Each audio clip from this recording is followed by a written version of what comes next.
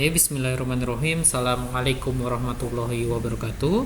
Saya ucapkan selamat datang untuk teman-teman semuanya, khususnya mahasiswa semester 2 pada materi perkuliahan yaitu adalah KKT atau Kesehatan dan Kesuburan Tanah.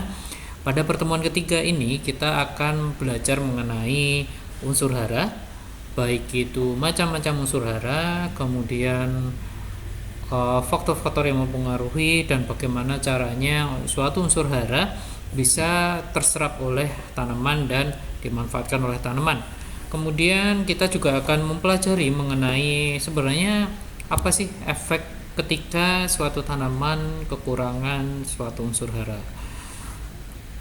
Oke, sebelumnya kita harus mengetahui terlebih dahulu apa yang dimaksud dengan unsur hara. Unsur hara adalah senyawa organik dan anorganik yang ada di dalam tanah, atau dengan kata lain nutrisi yang terkandung di dalam tanah. Sehingga kita permudah kembali, jadi unsur hara adalah suatu zat atau makanan yang memang dibutuhkan oleh tanaman untuk kegiatan pertumbuhan tanaman itu atau untuk melangsungkan kelangsungan hidupnya. Nah, di sini unsur hara dibagi menjadi dua bagian. Yang pertama adalah unsur hara esensial, dan kemudian yang kedua adalah unsur hara non esensial atau fungsional. Nah, apa sih yang dimaksud dengan unsur hara esensial dan apa yang dimaksud dengan unsur hara non esensial atau fungsional? Oke, kita fokus terhadap apa yang dimaksud dengan unsur hara esensial terlebih dahulu. Unsur hara esensial adalah suatu unsur yang utama yang diperlukan oleh tanaman untuk menunjang laju pertumbuhannya. Maka tanaman akan menunjukkan gejala kekurangan unsur hara atau terganggu pertumbuhannya, dan tanaman tersebut akan tidak sehat atau merana karena peranan unsur hara tersebut tidak bisa digantikan dengan unsur hara lainnya. Jadi di sini unsur hara esensial itu adalah suatu unsur hara yang memang mutlak harus dipenuhi oleh petani ataupun oleh praktisi pertanian lainnya untuk mendapatkan hasil yang optimal dan untuk pertumbuhan kelangsungan hidup dari suatu tanaman yang kita budidayakan. Kemudian di unsur hara non esensial atau fungsional, apa sih yang dimaksud dengan unsur hara non esensial? Teman-teman bisa mengetahui bahwasanya unsur hara non esensial itu adalah kebalikan dari esensial, pastinya seperti itu. Oleh karena itu, unsur hara esensial memiliki arti bahwasanya unsur hara non esensial ini tidak diperlukan oleh tanaman atau hanya memiliki peran pada jenis tanaman tertentu dan tidak memenuhi kriteria sebagai unsur hara esensial. Nah, apa sih mengenai kriteria-kriteria yang harus dipenuhi suatu unsur hara agar hara tersebut dikatakan sebagai hara esensial? Nah, kita kembali lagi ke unsur hara esensial, bahwasanya unsur hara esensial itu dibagi menjadi dua jenis, yaitu unsur hara makro dan unsur hara mikro. Oke, next ya. Nah, kriteria suatu unsur hara bisa dikatakan sebagai suatu unsur hara yang esensial atau tidak bisa tergantikan atau yang mutlak harus dipenuhi oleh praktisi atau petani agar tanamannya bisa bertumbuh dengan bagus dan mendapatkan hasil yang optimal adalah sebagai berikut. Ada 4 poin untuk suatu unsur hara bisa dikatakan suatu hara yang esensial. Yang pertama adalah unsur hara tersebut sangat diperlukan oleh tumbuhan untuk menyelesaikan siklus hidupnya. Nah, ini mutlak ya, karena mutlak, oleh karena itu sangat diperlukan oleh tumbuhan untuk menyelesaikan siklus hidupnya. Sehingga ketika tidak terdapat unsur hara tersebut, maka siklus hidupnya akan terganggu. Bisa di tengah jalan tanaman tersebut mati ataupun tidak bisa menghasilkan buah atau tidak bisa menghasilkan malai atau tidak bisa menghasilkan produk yang ingin kita dapatkan atau kita panen. Berikutnya, yang kedua adalah kebutuhan tanaman terhadap unsur hara tersebut bersifat khas dan tidak dapat digantikan oleh unsur lain. Katakanlah, semua tanaman membutuhkan yang namanya nitrogen, unsur N, unsur P, ataupun unsur K. Nah, Ketiga unsur ini tidak bisa digantikan oleh suatu unsur yang lainnya karena ketiga unsur tersebut merupakan suatu hara esensial. Ketika tidak terpenuhi nitrogennya, maka pertumbuhannya akan terganggu, bisa semakin kecil ataupun stunting ataupun kerdil. Jadi tidak bisa mengalami pertumbuhan yang maksimal.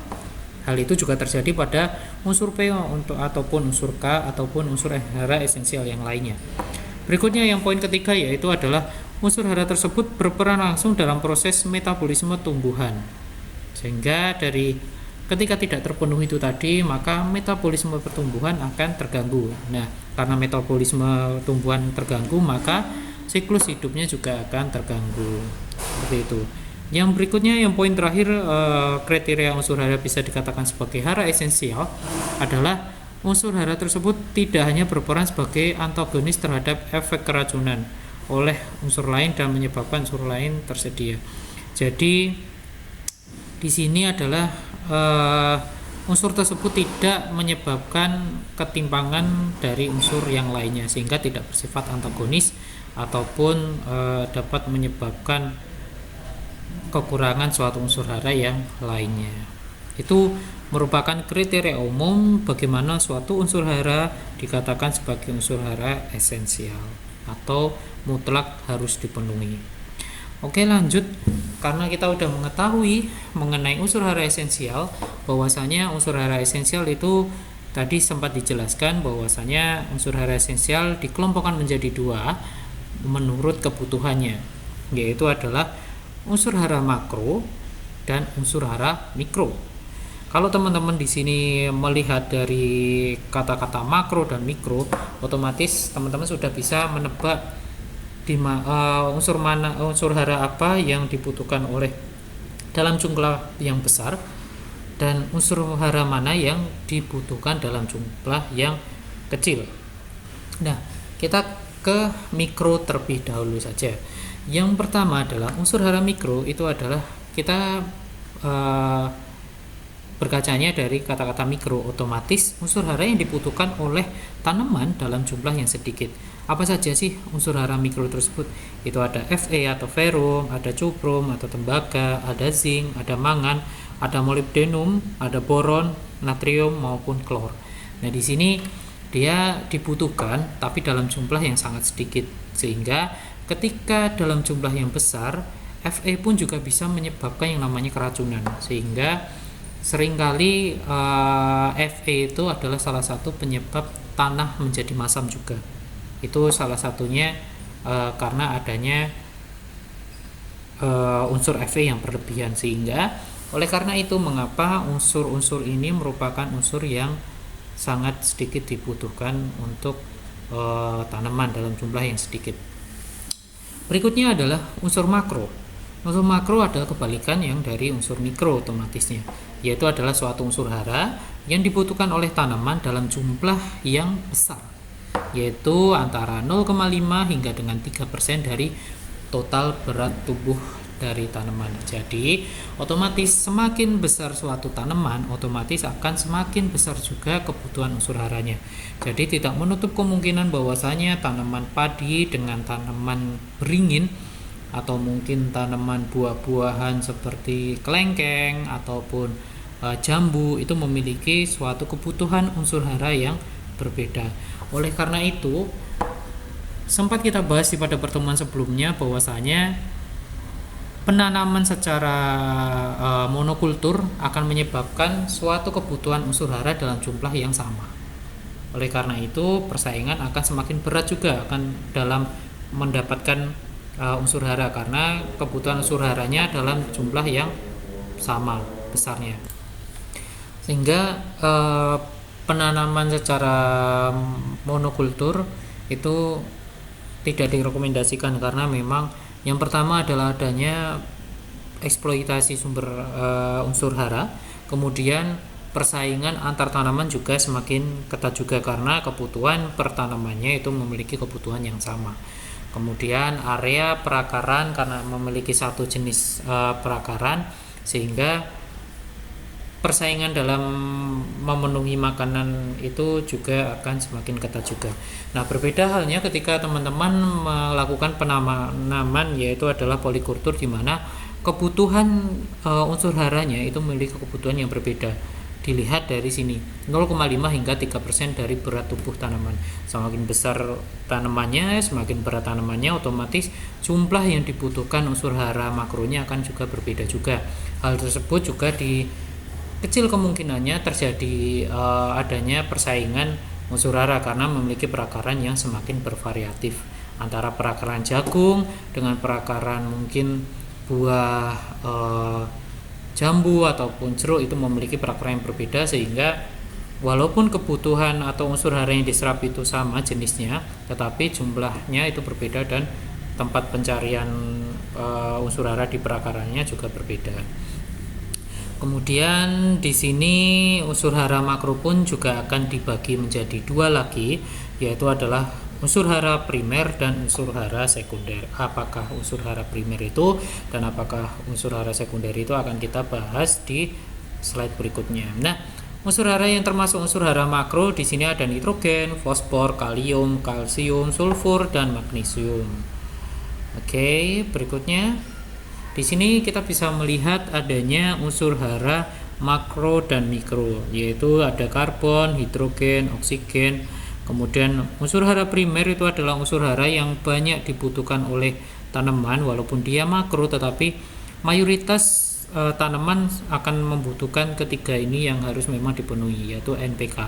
Kemudian sekunder di sini dia sebagai pelengkap, yaitu ada kalsium, sulfur, magnesium, dan yang lainnya, walaupun sama-sama dibutuhkan sebagai unsur hara esensial. Di sini unsur hara mikro juga ada klor, boron, besi, sampai dengan molibdenum.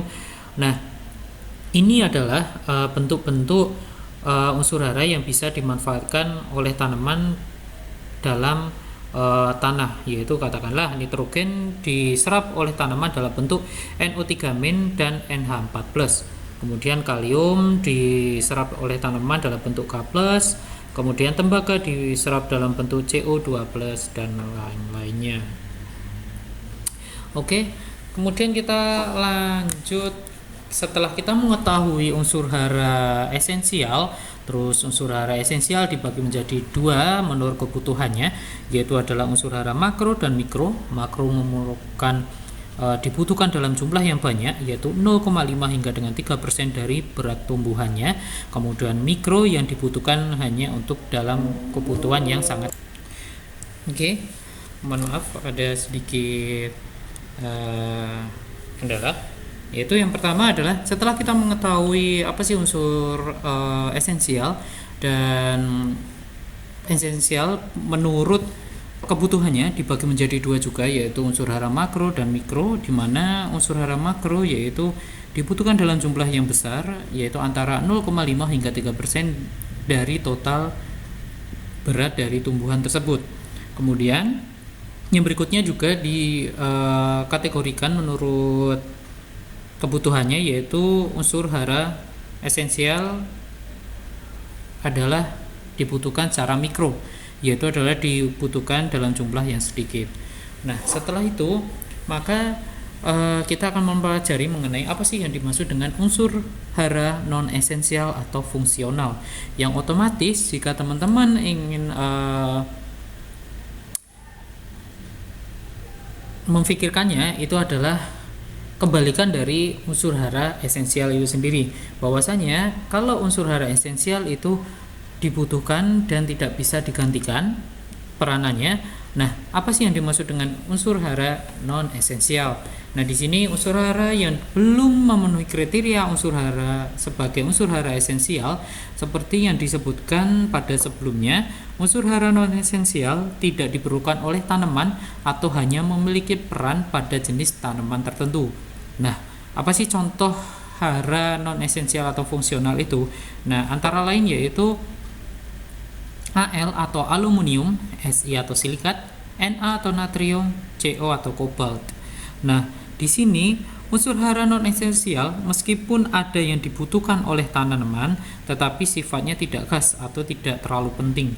sebab peranannya masih dapat digantikan oleh unsur hara esensial atau unsur hara yang bersifat esensial itu tadi, sehingga unsur hara non esensial ini dia tidak harus terpenuhi karena fungsinya bisa digantikan oleh unsur hara esensial itu tadi, yang artinya tanpa unsur hara non esensial pun tanaman masih dapat menyelesaikan siklus hidupnya dengan sempurna. Nah, contohnya unsur hara natrium memiliki peran dalam membantu pembukaan stomata yang ada di daun. Nah, stomata itu adalah semacam tempat keluar masuknya udara, dan juga salah satunya juga dapat menyerap unsur hara dari stomata itu sendiri. Nah, dalam hal ini unsur Na atau natrium itu sendiri berperan untuk membantu fungsi kalium. Sehingga di sini Na itu perannya adalah sebagai membantu unsur kalium. Tetapi ketika unsur Na tidak terdapat atau tidak dapat menggantikan peranan unsur K, sehingga tidak masalah ketika unsur Na itu tidak terpenuhi asalkan unsur K itu terpenuhi. Akan tetapi menjadi permasalahan ketika unsur K tidak terpenuhi tapi unsur Na terpenuhi, karena kita tahu sendiri K itu adalah merupakan unsur esensial di mana harus terpenuhi dan tidak bisa digantikan. Akan tetapi Na itu adalah unsur non esensial di mana tidak masalah jika Na itu tidak terpenuhi asalkan unsur K yang sebagai unsur esensial itu terpenuhi. Seperti itu. Oke, jadi bedanya di situ.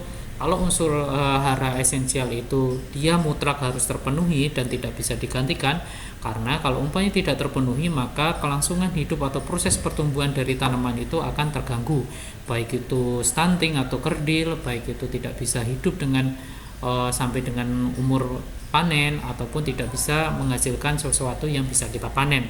Nah, berbeda dengan unsur hara non esensial. Nah, unsur hara non esensial ini dia tidak mutlak harus dipenuhi karena dia hanya sebagai pembantu unsur hara esensial aja, sehingga ketika unsur hara non esensial tidak terpenuhi, hal tersebut tidak masalah karena peranannya bisa digantikan oleh unsur hara esensial. Oke, paham ya? Oke, berikutnya setelah kita mengetahui macam-macam unsur hara esensial, non esensial, kemudian menurut esensial, menurut kebutuhannya juga dibagi menjadi dua, yaitu makro maupun mikro. Nah, kita sekarang akan belajar mengenai bagaimana sih suatu unsur hara bisa diserap oleh tanaman atau bisa diserap oleh akar, karena kita tahu sendiri akar itu merupakan salah satu bagian tanaman atau bagian dari tumbuhan yang membantu dalam penyerapan unsur hara. Nah, mekanisme gerakan unsur hara ini ke akar itu dikelompokkan menjadi 3 model. Yang pertama adalah intersepsi akar, kedua adalah aliran massa, yang ketiga adalah difusi. Nah, dari ketiga model ini itulah yang menyebabkan suatu unsur hara yang ada di dalam tanah itu dapat diserap oleh akar. Nah, karena apa? Akar sangat penting di sini karena yang bersinggungan langsung terhadap tanah itu adalah akar, sehingga akarlah yang sangat bermanfaat untuk dalam pertumbuhan dari tanaman itu sendiri. Nah, melalui apa? Melalui penyerapan unsur hara. Bagaimana caranya dalam menyerap akar menyerap unsur hara itu? Nah, terjadi 3 model ini. Oke, kita masuk ke intersepsi akar. Nah, sebenarnya apa sih intersepsi akar itu? Intersepsi akar adalah akar tanaman hidup tumbuh memanjang atau mengalami pemanjangan terhadap pertumbuhan, karena pertumbuhan tidak hanya dari tinggi saja tetapi juga dari luas akarnya dan menerobos partikel-partikel tanah. Otomatis karena semakin panjang akar akan semakin luas juga menerobos atau semakin dalam juga menerobos partikel tanahnya, sehingga terjadi kontak atau singgungan antara akar dengan unsur hara yang ada di larutan tanah maupun hara yang di bagian tanah lainnya. Karena kita tahu sendiri unsur hara itu banyak terdapat di dalam tanah. Oleh karena itu, karena diimbangi dengan adanya pertumbuhan akar, otomatis suatu saat akar tersebut akan mencari unsur hara. Nah, ketika unsur hara bertemu dengan akar, maka itulah yang terjadi intersepsi akar atau terjadi kontak akar dengan unsur hara. Nah, karena terjadi kontak tersebut, otomatis akar ini akan menyerap unsur hara yang ada di dalam tanah tersebut. Nah, Konsepan intinya adalah gerakan akar tanaman yang memperpendek jarak antara keberadaan unsur hara dengan akar itu tadi. Semakin perkembangannya semakin bagus, otomatis akan semakin baik pula. Nah, ciri-cirinya adalah ketika tanah tersebut kaya akan unsur hara, otomatis akar tidak akan terlalu panjang karena suatu tanah, ketika tanah tersebut kaya akan unsur hara, otomatis makanannya akan berlimpah juga. Tidak perlu akar itu jalan-jalan jauh kemana-mana untuk mencari akar, karena di dalam sekitarnya itu sudah kaya akan unsur hara. Nah, berbeda halnya dengan ketika tanah tersebut miskin akan unsur hara, otomatis akar itu pintar. Jadi akar itu akan bertumbuh untuk semakin luas, semakin dalam untuk mencari di mana letak unsur hara yang ada di tanah tersebut. Karena kondisinya tanah tersebut miskin akan unsur hara, jadi dia akan mencari baik di luasan ataupun di kedalaman tertentu hingga menemukan unsur hara. Nah, itu seringkali kita temui tanaman tersebut tidak terlalu tinggi, tetapi akar yang dihasilkan itu dalam atau luas sekali. Nah, itu biasanya pertumbuhan tajuk dan akarnya tidak berbanding lurus atau tidak seimbang, sehingga kita bisa mengetahui salah satunya tanah tersebut kaya akan unsur hara atau miskin akan unsur hara adalah dilihat dari pertumbuhan akarnya. Kalau umpamanya pertumbuhan akarnya itu tidak terlalu luas, tidak terlalu dalam, tetapi dia sehat dan gemuk-gemuk seperti itu, dan pertumbuhan tanaman juga optimal, otomatis tanah tersebut kaya akan unsur hara. Nah, berbeda halnya jika tanaman itu kerdil dan tetapi akarnya sangat lebat dan mungkin sangat panjang dan dalam, tetapi tidak gemuk-gemuk alias kecil-kecil. Nah, itu dimungkinkan tanah tersebut memiliki kemiskinan unsur hara. Nah, kemudian mekanismenya bisa dilihat di sini. Kemudian penyerapannya atau penyerapan unsur hara ini juga dibantu oleh bulu-bulu akar. Nah, karena akar kita tahu sendiri, kalau umpamanya kita melakukan pengamatan di mikroskop, akar itu terdapat bulu-bulu kecil, bulu-bulu halus, di mana bulu-bulu itu sangat bermanfaat untuk menangkap unsur-unsur hara, untuk membantu unsur-unsur hara. Nah, salah satu cara meningkatkan efisiensi penangkapan unsur hara itu adalah menggunakan simbiosis mutualisme jamur yang ada di akar tanaman. Contohnya adalah menggunakan jamur mikoriza. Di sini jamur mikoriza itu dia memiliki simbiosis mutualisme yang saling menguntungkan antara akar dengan jamurnya, yaitu adalah untuk memperluas daya serapnya. Sehingga intinya semakin luas, kalau umpamanya tanah tersebut miskin akan unsur hara, kita bisa menggunakan mikoriza ini untuk memperluas daya serap akar. Kalaupun sudah kaya akan unsur hara, penggunaan mikoriza ini akan juga memperbesar akar dalam menyerap suatu unsur hara yang ada di tanah tersebut, sehingga seringkali unsur hara yang ketersediaannya sebagian besar melalui mekanisme ini adalah kalsium. Seperti itu. Berikutnya kita ke aliran massa. Metode aliran massa ini adalah suatu mekanisme gerakan unsur hara di dalam tanah menuju ke permukaan akar bersama-sama dengan gerakan massa air. Nah, seringkali saya mengatakan ke teman-teman semuanya bahwasanya air itu sangat bermanfaat untuk membawa unsur hara. Sehingga kenapa ketika kita melakukan pemupukan disarankan kita menutup pupuknya tersebut kemudian melakukan penyiraman. Bukan menyiram terlebih dahulu baru memupuk, tetapi kita melakukan pemupukan dulu baru kita bantu untuk penyiraman. Nah, hal ini erat hubungannya dengan penyerapan unsur hara oleh akar dengan menggunakan metode aliran massa, karena air itu adalah salah satu zat untuk mengikat unsur-unsur hara yang ada di dalam tanah. Nah, konsepannya adalah peristiwa tersedianya unsur hara yang terkandung di dalam air ikut bersama dengan gerakan massa air ke permukaan akar tanaman yang disebut dengan mekanisme aliran massa, di mana mekanismenya jumlah hara yang bergerak dengan model aliran massa sebanding dengan jumlah air yang diserap oleh tanaman dan konsentrasi hara di dalam air tersebut, sehingga ketika kita melakukan penyiraman setelah pemupukan, harapannya air yang kita siram itu akan membawa unsur hara dari pupuknya. Sehingga seberapa besar efektifnya tanaman menyerap unsur hara itu adalah sebanding dengan seberapa banyak tanaman tersebut menyerap airnya, karena kita tahu sendiri air itu adalah mengikat unsur hara, bisa N, bisa P, bisa K, ataupun unsur hara yang lainnya. Nah, oleh karena itu sangat penting ketika kita melakukan pemupukan, kita melakukan penyiraman. Oleh karena itu kita tidak hanya bisa sekedar memberikan pupuk, tetapi kita juga harus punya atau paham mengenai konsepan metode-metode penyerapan unsur hara oleh akar tanaman ini, agar apa yang kita berikan atau pupuk yang kita berikan terhadap tanaman bisa diserap oleh tumbuhan secara maksimal dan optimal. Nah, akan tetapi permasalahannya adalah kekeringan. Jika tanah tersebut kering, maka akan mengakibatkan penurunan jumlah hara yang bergerak pada metode aliran massa ini, sehingga itulah kenapa kita sering melihat atau disarankan untuk melakukan penyiraman ketika tanah tersebut mengalami kekeringan. Nah, ini salah satunya adalah karena ini kayak gitu, karena penyerapan unsur hara itu bisa dengan metode atau model aliran massa yang dibantu oleh air. Nah, unsur hara yang tersedia melalui mekanisme ini biasanya adalah nitrogen, kalsium, belerang maupun molybdenum.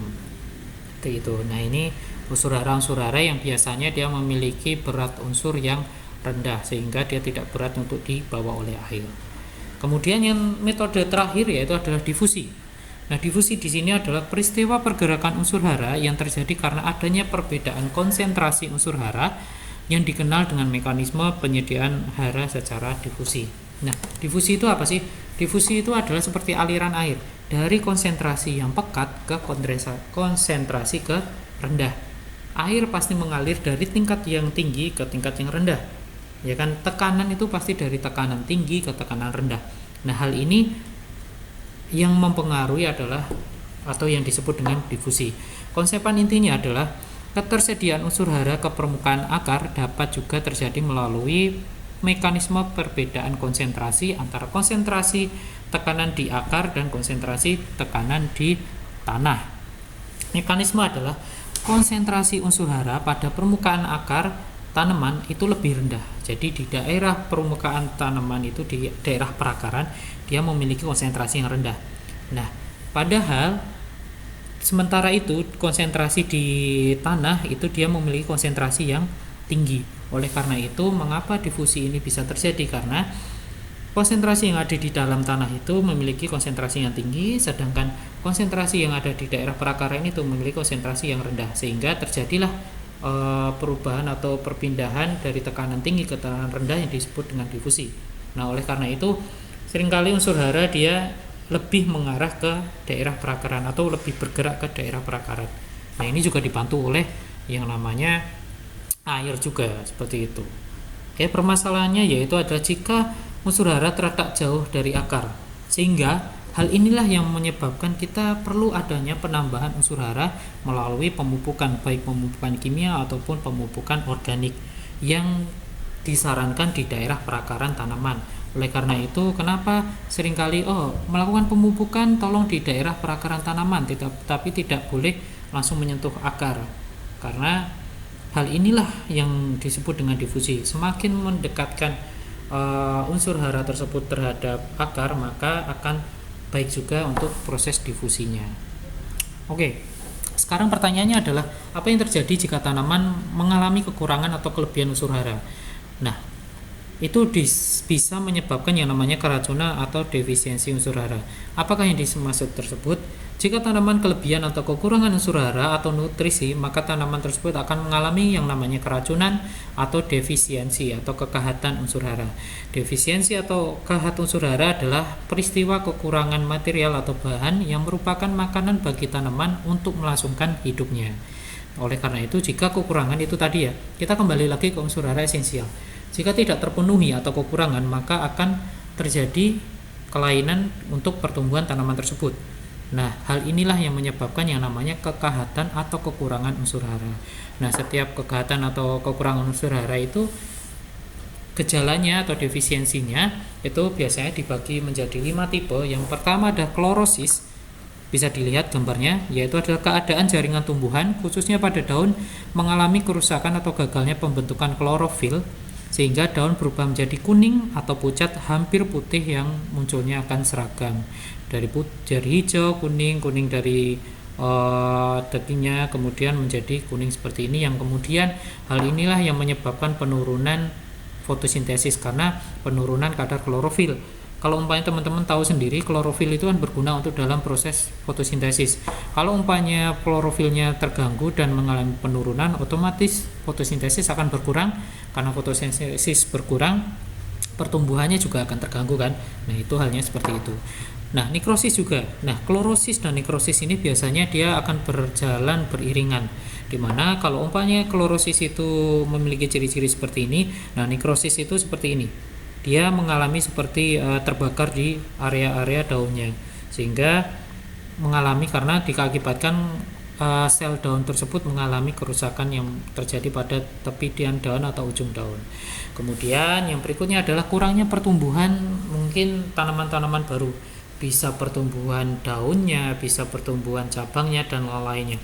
Nah, ini bisa dilihat kalau umpamanya teman-teman menemui mungkin daun cabai ataupun apa yang mungkin pertumbuhannya tidak seperti daun-daun lainnya, mungkin dia terlipat atau mungkin dia bergelombang. Nah, itu adalah salah satu kurangnya pertumbuhan tanaman yang terbaru karena terhentinya proses metabolisme ataupun pertumbuhan tanaman akibat kurangnya unsur hara. Berikutnya kemudian adanya akumulasi dari antosianin. Antosianin ini erat hubungannya dengan ini warna merah yang terjadi pada seringkali terjadi pada daerah jagung, tanaman jagung, yaitu timbulnya warna merah, biru, dan ungu pada semua bagian daun dan batang. Nah, ini biasanya terjadi karena kekehatan atau kekurangan unsur fosfor. Kemudian mohon maaf ini untuk stunting di sini adalah kerdil, tanamannya kerdil. Jadi dia tidak mengalami pertumbuhan, tanamannya tetap menjadi kecil saja walaupun sudah beberapa bulan, seharusnya sudah bertingginya sudah 10 cm, ini tetap aja kerdil kecil. Nah, itu biasanya diakibatkan karena kurangnya unsur hara. Seperti itu, karena unsur hara sekali lagi dia berfungsi untuk membantu metabolisme pertumbuhan tanaman. Kalau umpamanya metabolismenya terganggu, otomatis pertumbuhan tanamannya juga terganggu. Oke ya. Nah, ini contoh-contoh kekurangan hara, karena setiap unsur hara itu pasti memiliki ciri-ciri defisiensi atau kekurangan yang berbeda-beda ciri-cirinya. Nah, yang pasti dari kekurangan unsur hara itu akan menyebabkan namanya jika terjadi kekurangan unsur hara dapat menghambat pertumbuhan, itu pasti. Karena ini salah satunya di esensial. Kemudian gejala kekurangan unsur hara dapat dihilangkan hanya dengan penambahan unsur hara tersebut atau unsur hara yang kekurangan saja. Umpamanya kekurangan P, ya berarti ditambahkan P. Kalau kekurangan K, ya ditambah K. N, ya ditambahkan N, seperti itu. Nah, unsur hara tersebut harus secara langsung terikat dalam nutrisi makanan tanaman karena biar penyerapannya itu optimal dan efisien. Nah, ini teman-teman bisa melihatnya terkait dengan contoh-contoh kekurangan unsur hara. Nah, ini memiliki ciri-ciri yang berbeda-beda setiap unsur haranya. Oke, lanjut. Kemudian bagaimana sih caranya untuk mengatasi permasalahan tersebut? Permasalahan kekurangan unsur hara atau kelebihan unsur hara ataupun yang lainnya terkait dengan penyediaan unsur hara. Yang pertama adalah pasti pemupukan. Nah, pemupukan di sini saya bagi menjadi dua. Pemupukan kimia, yaitu pemberian masukan berupa pemupukan kimia yang bisa digunakan untuk mengatasi kekurangan unsur hara yang terjadi pada suatu lahan. Karena kita tahu sendiri pada slide sebelumnya, yaitu adalah nomor 2, gejala kekurangan unsur hara dapat dihilangkan hanya dengan penambahan unsur hara tersebut. Nah, salah satunya dengan pemupukan ini tadi. Berikutnya adalah penggunaan masukan organik. Nah, penggunaan masukan berupa pemupukan organik ini juga dapat berperan sebagai pemupukan. Akan tetapi berbedanya dengan pemupukan kimia itu akan bersifat secara langsung pada itu juga. Nah, akan tetapi kalau umpamanya masukan organik itu dia bersifat berkelanjutan. Bisa saja pada musim tanam tersebut kita kurang mengetahui hasilnya, akan tetapi biasanya akan bermanfaat atau kita bisa melihat perbedaannya ketika musim tanam berikutnya. Itulah salah satu kekurangan dari masukan organik, tetapi dia akan bersifat jangka panjang. Berikutnya teman-teman bisa menggunakan yang namanya varietas toleran atau varietas unggul, di mana penggunaan varietas unggul disebut atau toleran terhadap bisa mengatasi kurangnya unsur hara atau pengaruh lingkungan yang tidak tidak mendukung pertumbuhan dari tanaman yang biasa. Nah, karena menggunakan varietas unggul ataupun toleran, tanaman tersebut bisa bertahan dengan lingkungan yang ekstrim ataupun kekurangan unsur hara yang masih diambang bisa ditanggapi oleh varietas unggul ini, sehingga hal tersebut bisa diminimalisir kerusakannya dengan menggunakan varietas unggul ataupun toleran. Nah, ini bisa banyak sekarang terdapat varietas unggul atau toleran terhadap keadaan-keadaan yang ada di lingkungan kita sekarang. Yang berikutnya yang terakhir adalah penggunaan organisme menguntungkan.